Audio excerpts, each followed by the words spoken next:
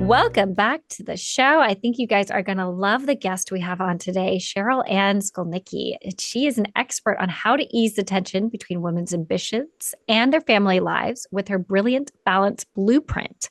And she has experience working as a marketing executive at Procter & Gamble before turning to entrepreneurship as the founder and chief creative officer of Brilliant Balance. And she's been married 22 years, has 3 dynamic teens. I love that word, dynamic. So she has a lot to say on the whole subject of what this podcast is about. So I think this is going to be a really fun interview. Welcome to the show, Cherylanne. Thanks for having me. I'm happy to be here. So if we could go back and you could tell yourself one thing when you started your entrepreneurial journey, what would it be? Get really comfortable with imperfect action. I think that would be absolutely the headline. Like I'm such a perfectionist by DNA, and just learning that I was going to have to break all of those habits to get any kind of forward momentum. The sooner I would have learned that, the better. So like what were you hung up on, do you think, in the beginning that really slowed down your business? Well, I think it goes back to the fact that my career started at Procter & Gamble, like a really giant company with a process for everything and an acronym to go with it. You know, it was very orderly, very structured, tons of hierarchy. And that's what I thought was normal. And I was a fish in water in that environment. It matches really well with my personality. And then to go to a place where there were no rules, no processes, no structure, and have to start from scratch, like I kept wanting to build that before we did anything or released anything. And I think I had the steps in the wrong order. So had I been really astute in the entrepreneurial world and understood things like agile development and minimum viable product, like I think I would have gotten farther faster. And it just took me a while to learn those concepts. So you tried to like set everything up first before moving forward. Yes. I know I can get stuck on that sometimes because I'm like, I really want to just have a system, because there is that point also where you're like, but I'm going to need this later down in the line. Right. So I want to make sure I have it. Right. I want to make sure I'm not scrambling, but it's like that push and pull between, is it holding you back from actually moving forward? Or are you really doing something that's beneficial for your business? That's right. So that's right. And I think that's the downside of being somebody who can see the path to scaling. You do tell yourself like, well, if I build it this way first, I'll never have to rebuild it. It's very efficient and I'm very efficiency minded, but it turns out to be inefficient if you build the wrong thing. If you build the wrong system, you can't really perfect it until you know there's a there, right? At that point, then you're ready to perfect. I once went down the rabbit hole of Dubsado and was like setting it all up. And it was real. If you've ever used Dubsado by yourself and not hired it out, it is a slog when you're beginning. And I was watching tutorials and then I remember one day being like, I don't even have any clients. Right. Why am I doing? Yes. It was for a different business. But yeah, that was like one of those wake up moments where I was like, man, I have just spent like 6.5, 7 hours on this. Why? It feels so productive. You feel good. It does. Right? Yeah. And all the tutorials too, like, oh, I'm really learning something. Yeah, I get it. So let's talk about your business right now. What type of clients come to you? Or maybe I should even backtrack and have you explain really what you do, get into the nitty gritty of it, and then what kind of clients come to you that you see most commonly. Yes. So I run a company called Brilliant Balance, and I would say that we have 2 things. We have a content platform that is open to everyone. The content is free. I have a podcast like you do, and a blog, and tons of resources to just equip our audience for free with content that they can learn from. And we have a coaching component. So I run a coaching cohort of women leaders who are trying to implement the kinds of things that I teach with support, right? That's it. Those are really the 2 things we do. Sometimes I get to work with companies who want to equip groups of women leaders. And so I can do speaking or workshops there. And that's a third piece of our business. So content and coaching, and to some extent, corporate collaborations. Got a lot of C's in there for you.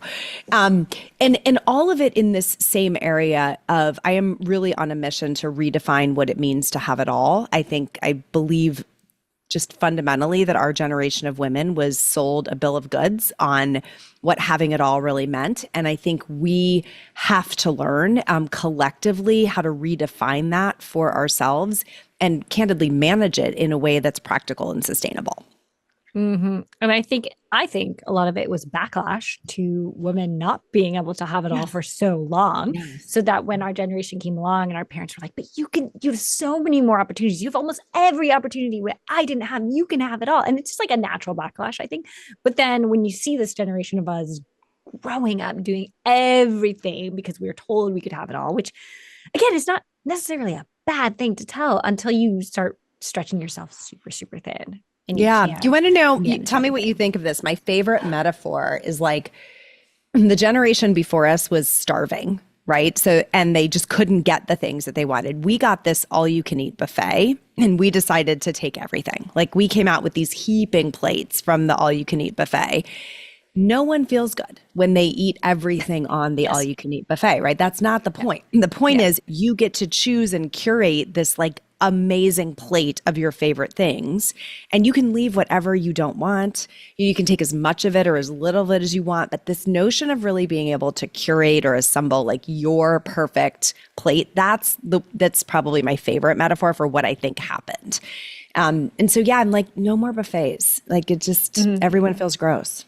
No, I do really like that. I do really like that. And I think I've also seen Gen Z, especially post pandemic, really trying to push back on like this whole like not that we can have it all, but just disrupting the workforce and saying, well, I don't want to do that, or I do want to travel and work. I don't want to go into an office, and it's been, I'm interested to see how it shakes out for the future generations of women who, and maybe even now, but maybe in 10, 15 years are really going to be bringing up their own kids. Like, what are they going to be telling them? Are they going to be saying like, you can have this plate? You don't have to have the Yeah. buffet, right? You don't have to be I think starving. Gen I Z don't know. is willing to do it with more trade-offs. You know, I'm an Xer. I think Gen X didn't want trade-offs. And so the women who I know who are really 2 feet firmly planted in Gen Z are like, I'm fine with making less money. I'm fine Mm, with less prestige. Like, I really want more leisure time or discretionary time. And I don't know. I think X is like, I want it. I do want it all, right? Like, I want to have my cake and eat it too. But I think there's this more nuanced, sort of laser like approach we can take to shaping the way we have it versus I'm really willing to make really significant trade offs in order to get more time. We'll mm. see how it plays out. We'll see. So But what those types of of us in X have, clients? sorry, Yeah. Sorry. No, no, no. You can go. I was just going to say, those of us in Gen X, like we still have some time left in our careers. So like we're not done. It would be different if we were like retiring fully. But I mean, there are Mhm. a lot of years of working life left to still kind of figure this out. So then that goes to the question, what type of clients do come to you? What do you see? Like I read that you work with leaders and female leaders in business, medicine, law, science, entertainment, academia, which is a broad range. Is it more like certain types of personalities that come to you, or is it Yes. certain types of career paths? No, personality, I would say, is more the driver. So I think I have a lot of grown up perfectionists. Like I say grown up good girls. You know, we followed all the rules and it's paid off to some extent. There's a lot of like traditional markers of success that my clients have reached. You know, they tend to have professional success across all those fields that you mentioned. They've built families of varying shapes and sizes. They own homes that, you know, they kind of have the life that a lot of people are looking at saying, aren't you the one who's supposed to have made it? And yet from the inside, they're going, one, I think there's more. I think there's more that I could do and accomplish and kind of put out there. And also, I am not going to be able to do that in the way that I have gotten this far. Like I am at a breaking point of the toolkit that I have or the approaches that I have working. And so I'm going to have to kind of break some rules, right? Rewrite them maybe if I want to get to this next Mm. like level of accomplishment. And I think that's the realization that they're having when we cross paths most typically. Sometimes it's more that they've just lost their way. Like, I don't know how I ended up here. You know, this ladder is leaning against the wrong wall. Like I was climbing and climbing and climbing. And now I'm like, oh crap. Like I never meant to get here. I really want to Yeah. be over there. And executing a pivot is another, I would say, key time that we cross paths with women. Mm. So can you tell us a little bit about your brilliant balance blueprint as much as you can without giving away all your Yeah, secrets? Is the there secret sauce. Sure. I mean, it's pretty straightforward. The concept of a blueprint to me was birthed out of fundamentally, I have a design company, right? We're helping women design the next chapter of their lives. What do we want to look like? And then build the plans to get there. And if you think about in a home, the blueprints are the set of plans, right? It's not the actual life. There's still a lot of construction to happen. Things can go wrong, but you've got this clarity of where you're heading. So the blueprint is a sequentially built document that we build during coaching that starts to layer in, like, what are the foundational practices that you are going to anchor into that will keep you feeling healthy, whole, and human, is what I always seem to say, right? Like, what are your personal well-being practices that are paramount? So, like, what's one for you as an example?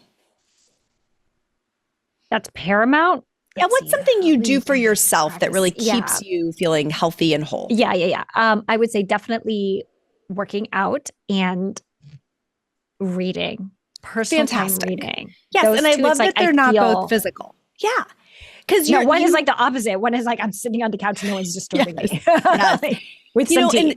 Because feeling healthy and whole is body, mind, and spirit, right? What are all of the pieces of us that make us feel better? We also know the things that when we are doing them, we are pulling ourselves away from our very best selves. So, it's kind of this, what are we adding more of and what are we taking away? But foundationally, what are the practices that when we're doing them with regularity, we're our best selves, right? We're bringing our best selves to the game. And then there's an entire series around the changes that we want to make, right? What are the things, if you think about today as like a baseline and you think about the future state as like, what would breakthrough look like in this particular area of my life? We're establishing like, what are some areas where you want to see real change and structuring out the plans, like what would have to be true to make those changes. And then some further reaching things like, really my clients want to talk about purpose and legacy and, the dreams that they want to chase. And how are you going to get time for that when everything you're doing today is just trying to keep the status quo afloat? So there's, of course, a huge piece of how we reorient their relationship with time and really get more leverage out of time to go make this kind of thing happen. Like, you can't do everything with your two bare hands if you really want to have a big impact. Yeah. And you're speaking to me right now. Like, I always struggle with the, what is my legacy? What am I going to leave? Like, when I'm in my nursing home or wherever at the end of my life, like, what will I look back and say, like, yes, that was good, Kiri. You did well, right? Like, it speaks to me. I think, I don't know, maybe it's like my age right now. I don't know. Or maybe it's my personality, which is also like very much like the clients you're describing, where it's like, yes, I have it all. But I'm always like, what's next? What can I do next? Yes. Like, I feel like we dance around the word ambition. Like, for most women, some women will embrace the designation of being ambitious. Many of us were taught not to, right? So if you can embrace that word, I think it's descriptive. I think it's accurate for the kind of women that I work with. We know we have ambition. Ambition just means I want what's next. I want something more than what I have today. Doesn't mean we're not willing to work for it. It also doesn't mean we're going to step all over everybody to go get it. Like, it doesn't mean ruthless. It just means that there's something more that we want. And I think for women, the word ambition starts to get tangled up with ruthlessness, and they are not the same thing. So the women that I get to coach for sure inside of our programs are aligned with that identity. Like, I am someone who, I call it up and to the right, right? We have an up and to the right orientation. Like, we want charts that move up and to the right in all areas of our lives, progress, growth. And it's an exciting way to live. It's also can be exhausting if we're not making choices within it. I feel you on all of that. And I like, when you were talking about, like, I was like, I always say I'm ambitious, and I do, but there is a little bit of me. There's an internal part of me that contracts a little bit when I say, like, should I be saying that? Like, I don't own it as much internally as I should. Like, externally, I will say it, and I look like I have no issues with it, but internally I can feel a little bit of a contraction. Like, oh, am I going to rub this person the wrong way? Do you think it matters who you're saying it to? Do you think it changes based on who the audience is when you're saying it? Yes, for sure. I would say, like, my friends who just have totally different jobs or lifestyles, that's when the contraction comes in. Exactly. Yes. Right. So as soon as we think we're going to get kicked out of the tribe for for being different, right? If this is a place that otherizes us within our community, whether it's, the women on the street, I'm always putting in air quotes, or because we don't step into our neighborhoods necessarily based on people who are aligned with our types of careers. Whether it's that we're the leader at work and the rest of the people who we can connect with at work ultimately work for us, right? If you're the owner of the company or you're in the C-suite or you're a very senior leader, there's a bit of this kind of lonely at the top dynamic where we don't have as many people that we can be unapologetically ambitious around. And I think that's one of the things that coaching communities bring is it's a mixed peer group, which is why I work across all those industries. It would be much more difficult for these women to find that inside of their own organization, yes. right? You sort of have to cast a wide net. That's actually a book, Unapologetically Ambitious. It was, yes. Who was she? I don't know. I read it, but she's a CEO now. But she talks about her rise through corporate and how she always wanted to be a CEO. That was her thing. And yeah, it's a good book. So let's talk a little bit about how you actually got to this point, because this is a very niched down part of a business, like helping women get to the point where they might feel brilliantly balanced, right? So I saw that, obviously we talked about you were Procter and Gamble for a long time. And then you founded Nourish, which was an outsourced cooking service. So that was like almost like pre-Brilliant Balance. Like, so how was that why did you go from Procter and Gamble to Nourish and then it makes no sense, right? It makes no sense. So and wait, I have a note that you were expecting baby number 3 when you gave your notice, which is another big thing to talk about because that's scary. That's like, oh, yeah. Yes. So let's see. Let's pull the thread of what makes this kind of come together and make sense, or maybe like thread it back through. So something that's an important data point is that I have been passionate about food and cooking since like I could walk, right? My mom is a fantastic cook. It's like a huge part of our family dynamic and family folklore. And I was like raised in the kitchen at home. I ran a small cooking business in high school. So I had this little teensy entrepreneurial type venture when I was in high school. I have a degree in hospitality administration, very focused on food and beverage. So there's a lot of it starts to make a little bit more sense if you have those threads that predated me going into, kind of a Fortune 500 consumer products company. So I took this long, not detour per se. I truly love the 15 years that I spent at that company. They were an extraordinary business education. But it really did not serve these more purpose-driven, interest-driven parts of who I am. So when I was just reaching the end of that road, I just knew I was not going to sell laundry detergent for the rest of my life. It wasn't going to scratch the itch that I had in my heart. I wasn't fully aligning my work with my gifts. I wasn't fully aligning the work with the change I wanted to see in the world. There was a definite misalignment. And also things had started to feel really big, really fast, and really global, right? And so it almost impersonally so. Procter & Gamble has over 100,000 employees around the world. 24-hour conference call cycle, depending on how global your business is. Everything is big and fast. And really what I wanted to do was start this little artisanal bakery in my hometown and just feed people more muffins in the morning because it felt like it would be the perfect retraction, the perfect antithesis to what I was doing. My godfather talked me out of that and said, you will last 5 minutes. You will be so bored. Let's really think here. And I thought, well, food. I want to do something around this idea of food. My truest interests were around, my own personal journey had taught me that I could feel really great with food or really awful. And so I knew that there was a way to eat food that tasted great, but was also good for you. And so it started with educating women about that, really coaching women individually about how do you get your relationship with food to be one that serves you instead of one that is this giant albatross around your neck. And then that morphed into them saying, could you just cook for me? It makes sense, right? You can imagine the conversations. Yeah. Here I am teaching, and they're like, how about you just give me the easy button and I just get the food in my house? So the more I thought about it, I thought, as an entrepreneur, I am walking past the obvious business opportunity here.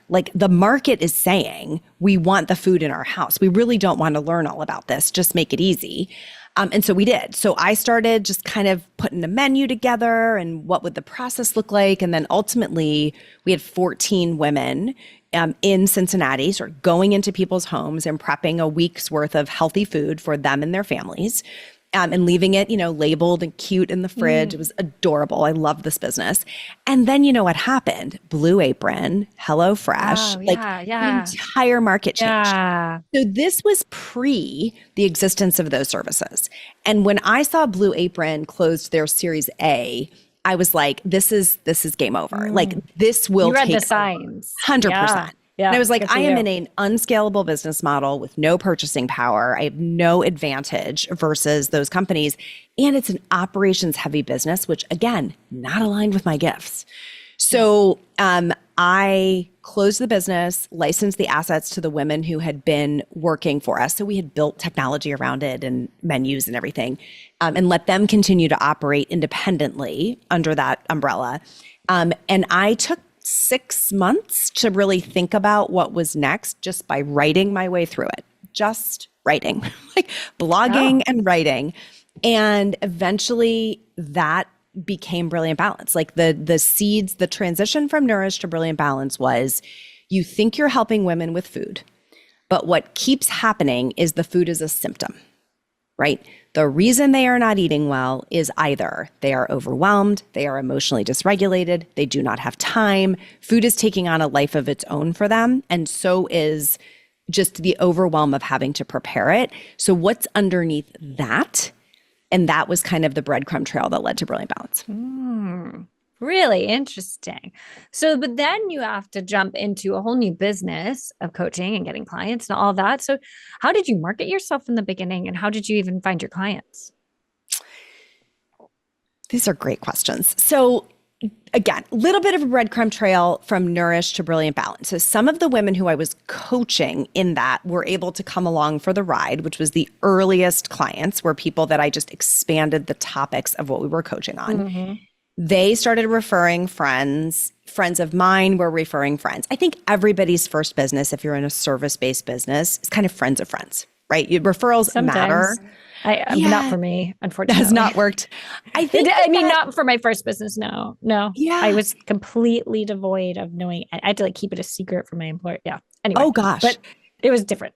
Yeah. Well, I think, okay, so everyone's is not. A very common approach though is that you don't have any money to market with. You don't even know what your story is. So just trying to get, again, that kind of minimum viable product or service. I was doing things without a program. I was very much like more in like a therapy model almost, meeting people where they are and just providing a tool or building a tool, right? Oh, this is a theme that keeps coming up. I need to build a little tool around this. Like I need a little framework to teach.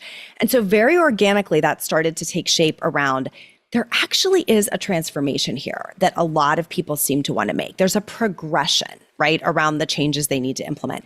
And so I remember I laid all this stuff out on my living room floor in my house at the time, like just 8.5 by 11 sheets of like printer paper, right, with like things scrawled on them of what was the content model. And it really became the basis of the first program. And so the program was the first time that I had it like take shape into a transformation. I had built a little bit of an email list because of Nourish. I kept that same people just kind of followed me over to the next business, even though the needs were different. Again, I had an audience of women. And I said, look, I think I'm going to do this thing. Is if anyone is interested in going through this like more structured program, we're going to think of this as like a beta. And I had 7 women who said, yeah, I'd love to do that. And those 7 women, we just, I built it in real time. Like it was not fully built. Okay. I did that too with my first beta. Those 7 women went through. And then from there, we just snapped the whole thing into, that was like version 1. We're on like, I don't know, we're several versions in at this point. But that was the first essentially cohort of women who went through what is today the kind of Brilliant Balance ecosystem. So it's evolved a bunch over the years. I think that's very important for listeners to understand is that when I go back to imperfect action, I had to give myself permission to let this thing continuously evolve, right? If I was so married to V1, it's like Well, then, yeah, it would be great if I could have scaled V1, but that's not how it works, right? It Mhm. takes iterations and name changes and branding changes and frameworks start to take shape where you're like, oh, that didn't have a name and now it does.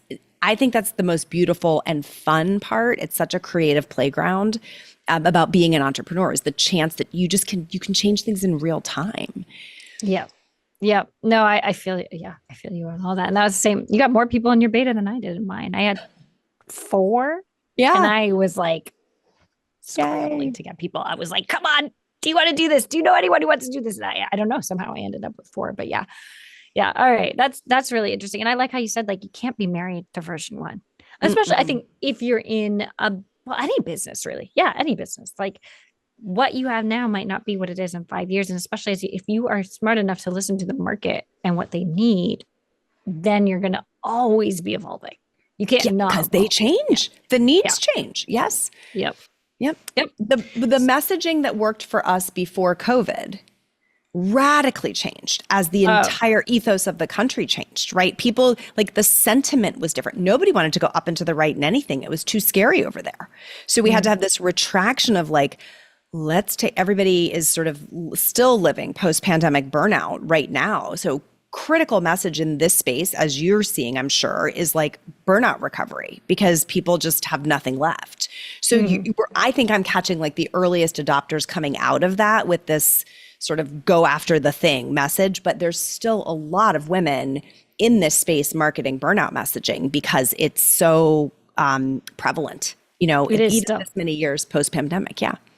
So I coach freelancers, and before it was, I was helping them leave their corporate jobs to Mhm. start a freelance lifestyle. Now it's, I've noticed in the past year, maybe year and a half, I'm helping way more women who are already freelancing and they can't quite get to the point that they want to get to. They're hitting a plateau. And a lot of these women either hit burnout and quit their job or they were laid off. Yeah. And they felt like they were kind of forced into this freelancing with no understanding of how to really do this business. So I feel you. And it's like a shift where I've been like, okay, well, people work from home now more. So that message I had before does not work and does not resonate. Because And it would they be already get silly. it. They're like, I have Yeah. that now. Yeah. Yeah, Hmm. like what's the difference? Like why? Or they could have the most flexible employer under the sun. So why would they want to freelance, right? So then I was kind of like, okay, well, I need to shift my message. That's Yes, not hitting home anymore. that's So right. again, an iteration and listening to your market. So how do you personally manage your business, your coaching business, with your personal life? And do you follow your framework at all? 100%. Yes, 100%. I think that my whole content model is birthed out of personal experience, right? It's not an academic exercise. It's like, this is what I do. I'll just turn around and share. Like, as I learn a lesson, I'm turning around and kicking it back to the people who are following. And I think it's been interesting. Like, my audience has even sort of aged with me. Like, if I started this 15 years ago, right, the women that I was attracting in the ages of their children, that demographic has grown up a little bit, kind of along with me. So the people who are attracted now, yes, I can still teach the people who are coming up behind me, but it's interesting to watch how that even evolves. Mm, In terms of what do I personally do, I think again, this is a place where I had to unlearn a lot of habits from my corporate upbringing, right? The 15 years I spent in tethered to a chair in an office, I had to learn that I really am in charge of my schedule and that it can evolve throughout the year. It can change season by season. I give myself permission to re-script like an ideal week every time something significant changes in our life. So again, I have 3 kids, which we said at the beginning. Even during like sports season changes or activity season changes, my work rhythm will look different based on what their rhythm looks like, right? And I'm mm, able to flex to that and to say, oh, in this season, I need to be done earlier because I'm going to be sitting at a lot of track meets or sitting at a lot of lacrosse games, right? And in mhm. this other season, I might be able to work later because they're not in an activity that's putting me, at the side of a field. Does that make sense? So really Absolutely. allowing myself to change my schedule. And I do use a structure that I think of as an ideal week. It's a theoretical ideal, but it gives me what am I shooting for? What are the zones in my day, right? What are maybe different themes across days of the week that I really want to be focused on? Do I need an off-camera day where I don't have to be ready to be on, we're all on camera all the time now, right? Yes. So that structure is something that seems to deeply resonate with my client base, is like, oh, I get to decide how might I structure my time. And then the other thing that I do that I think is, again, central to what I teach is this notion of in every week having a plan for that week, not a theoretical plan, like a literal plan where I know what I'm going to get done and where I'm going to spend my time. And we talked a little bit earlier in this interview about how what got you here won't get you there. That I used to be able to get everything done. I was an inbox zero kind of person. I checked every box. Everything that came in the paper mail, I handled immediately. My life doesn't work that way anymore, right? That has evolved to a place where I'm more like surfing across my life, right? And because of that, the systems have had to adapt. So now I think about the leverage in my time. Every single thing I'm going to invest time in, I'm asking myself, are you uniquely qualified to do this? Is there someone on your team or someone in your family who could do this as well? Is there someone you could pay to do this?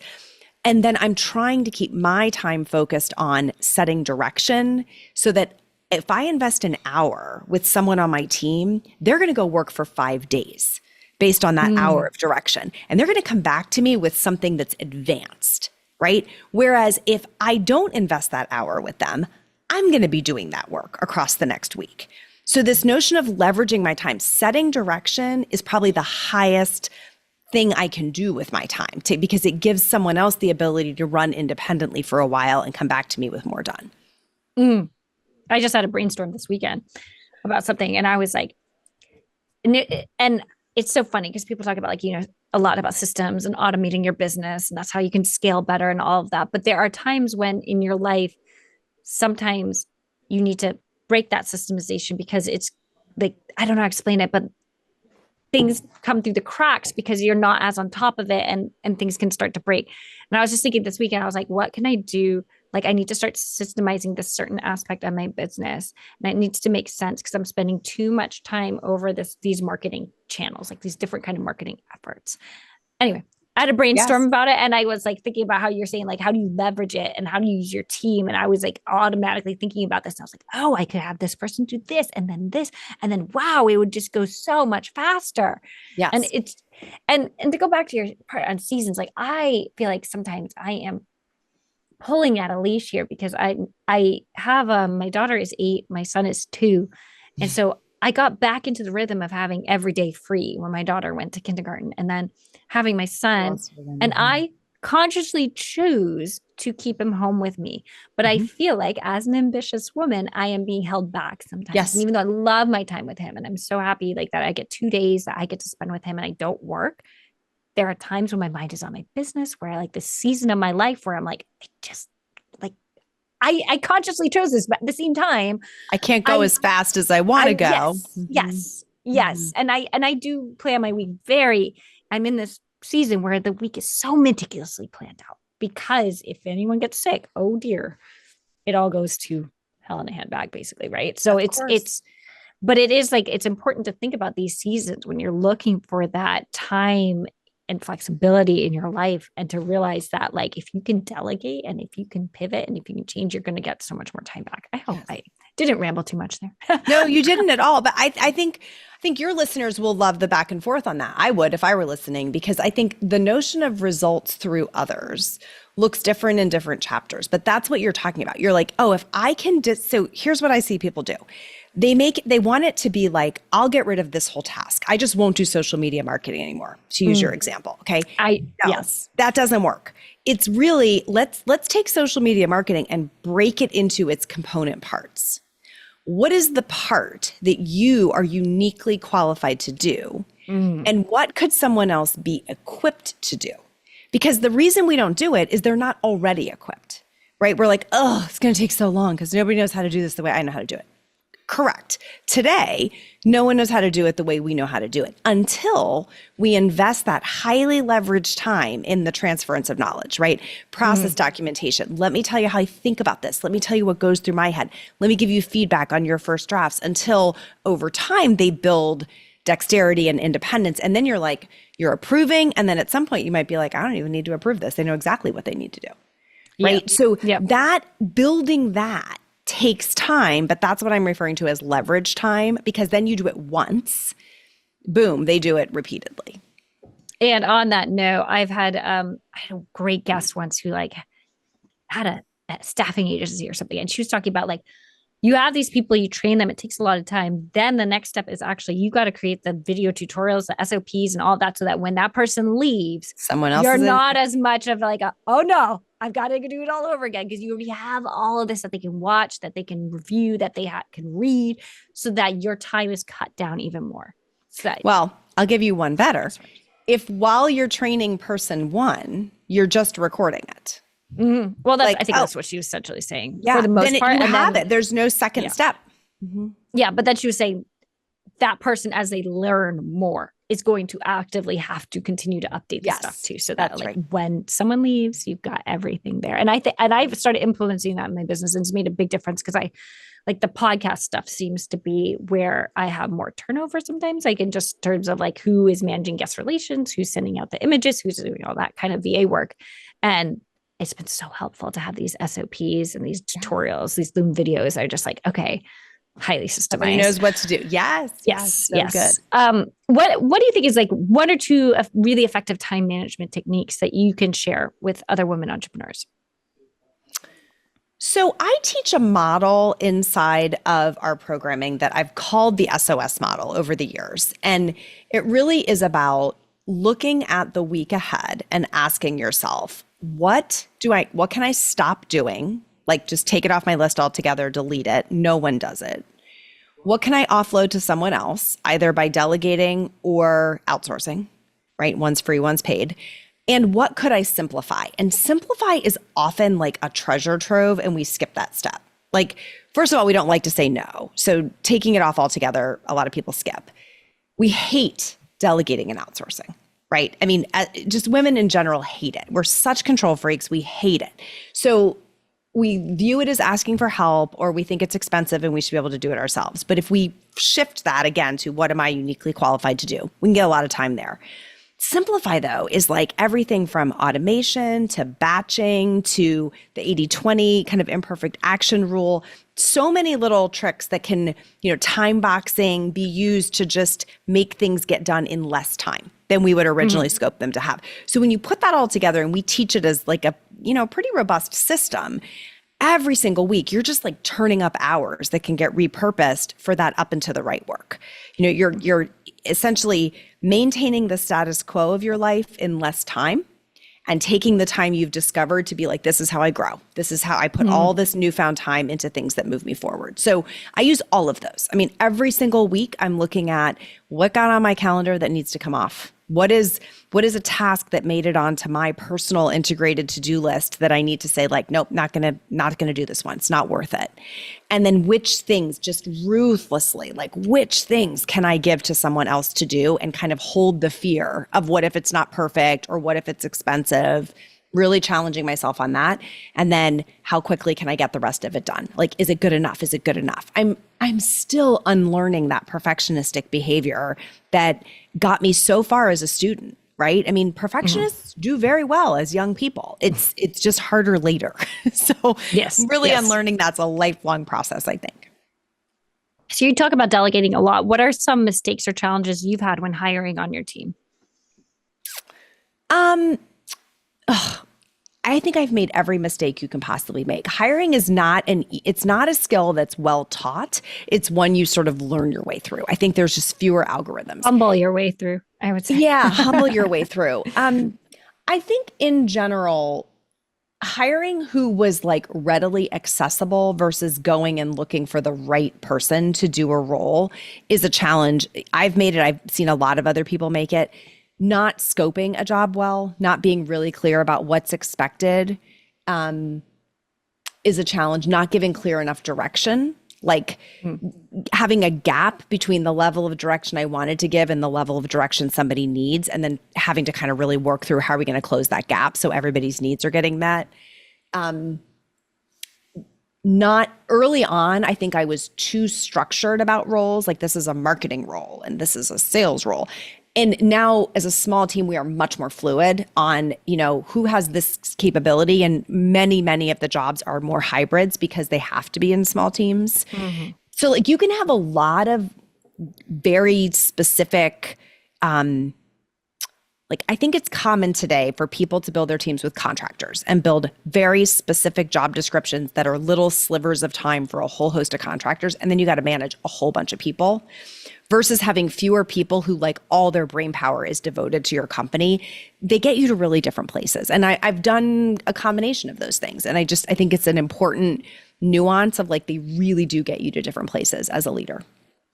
I think that some of that mentality of having that very specific role comes from corporate, right? Because everyone in corporate, unless you're a startup, but like I'm talking about like big companies like you worked at, and I've worked at some pretty big ones too. It's like everyone has their little role. We don't go outside that because God forbid, because you get an email back saying, "Oh, that's not me. You want to talk to this person," right? Like, I think that comes from that. And I will say, like, I think that my hiring did get better when I had a very clear job description.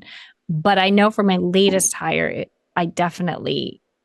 was a marketing, but there was some non-marketing stuff in there too. Cause like there was stuff that I needed help with. Yeah. And I made it clear that would be less time than well, and our skills aren't necessarily functionally based. Like if you think about what you're good at or what I'm good at, I would say I'm really good at communication.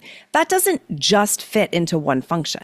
You could need communication across a range of different things. Somebody might be really great at building spreadsheets, or somebody might be really great at data analysis.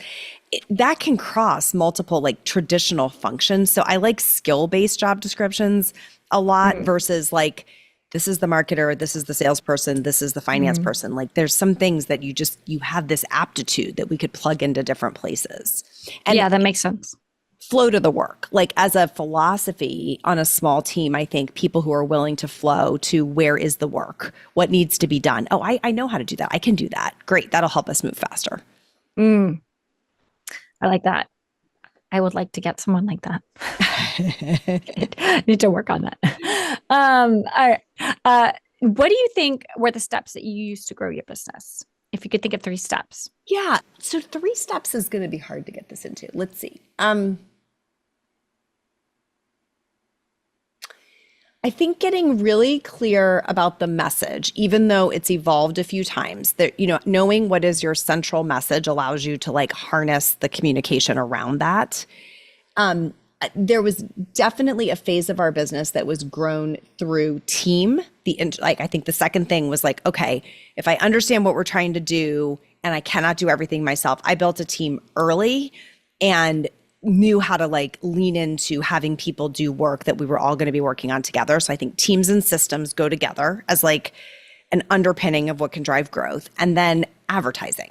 Like we did paid advertising for a long chapter in the middle. We've taken a break from it. We're probably bringing it back, but like it's such an amplifier, right, of your reach. So if you think about what's my message, core, like what's the content or the concept or the offering or the idea, there's lots of different ways to say it. I'm going to put a team and some systems around how we would deliver like the product or the service so that that's not crushing us when people start buying, and then go tell a lot of people about it.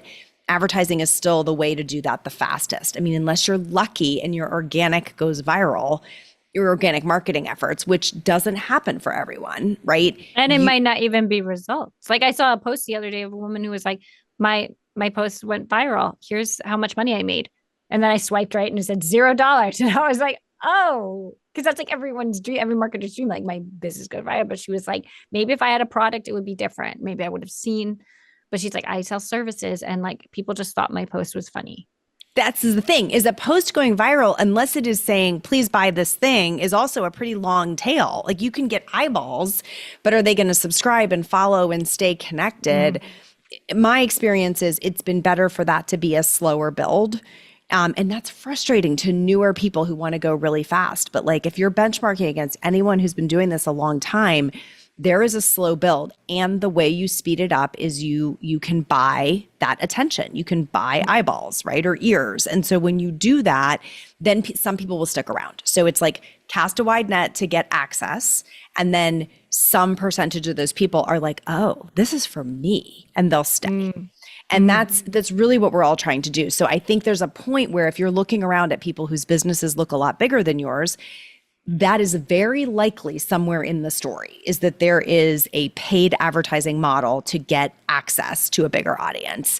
And again, you can pulse that. That's not something that has to be like, we're going to do this every month of the year, every year. But I do think it's a way to really, once you are clear about what you're trying to communicate, get that in front of more people. Yeah, I saw an interesting case study with Amy Porterfield. And I'm trying to remember the exact numbers because I don't want to say anything incorrect.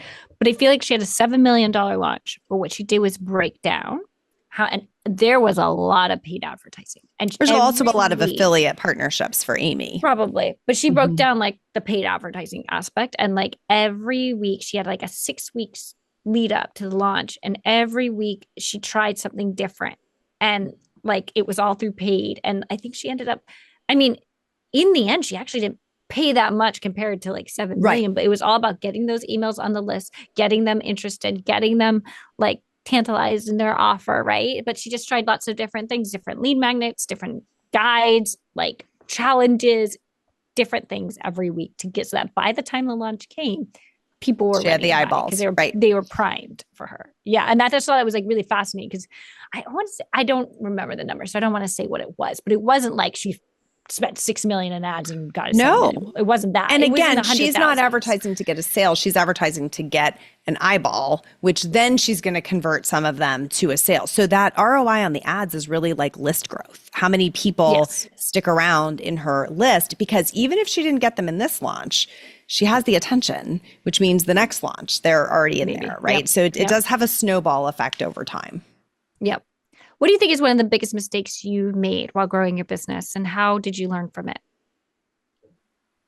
Trying to do too many things at the same time. I think it's really important when you have limited resources, whether it's like, I did not want to work 80 hours a week and I didn't want my team to work 80 hours a week and I didn't want an 80-person team, right? So, you know, our team has vacillated over the years, and early days, it was like 2 people plus me. At the height, I think we had like 6 or 8 plus me.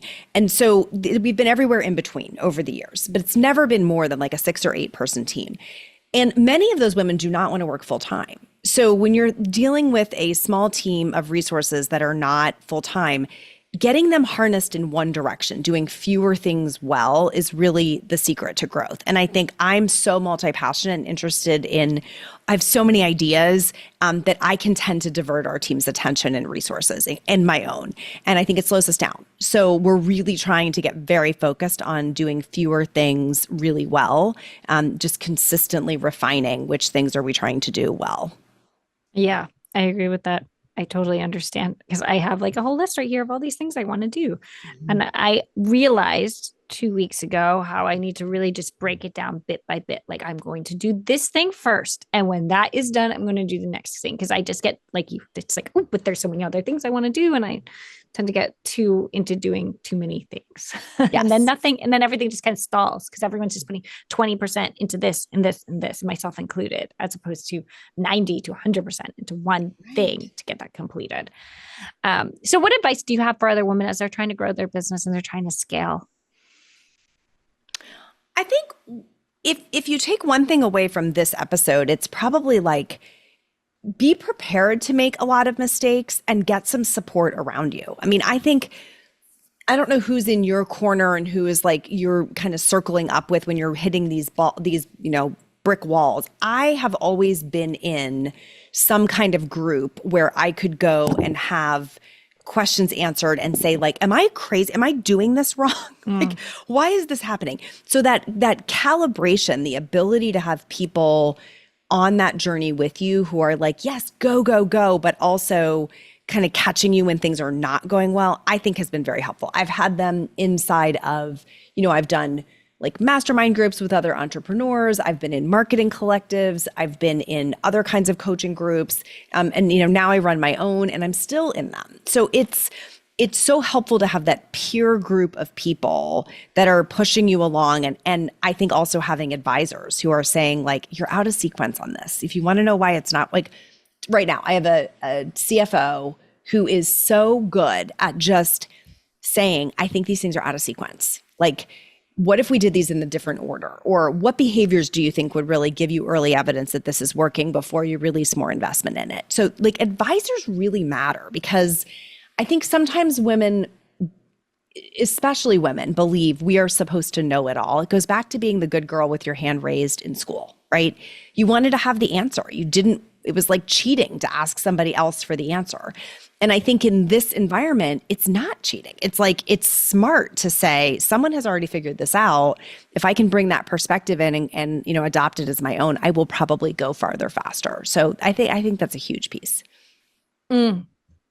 Yeah, I remember that one moment where I don't remember actually who I was asking or where it was, but I remember the moment when I turned and asked someone for help. And it was like this, I hadn't done it before. Like it was a moment of like, I don't know what I'm doing and I want to ask help and see if you can help me. And I'm basically acknowledging that I don't have all the answers, right? Yes. And I went to an all women's college. I think it was during the all women's college. And there's many women who are just so intelligent. And I think I can't remember. I'm trying to remember when it was, but it was that moment of like, I still remember that feeling that I don't know this and I'm okay with that. And I'm going to ask someone.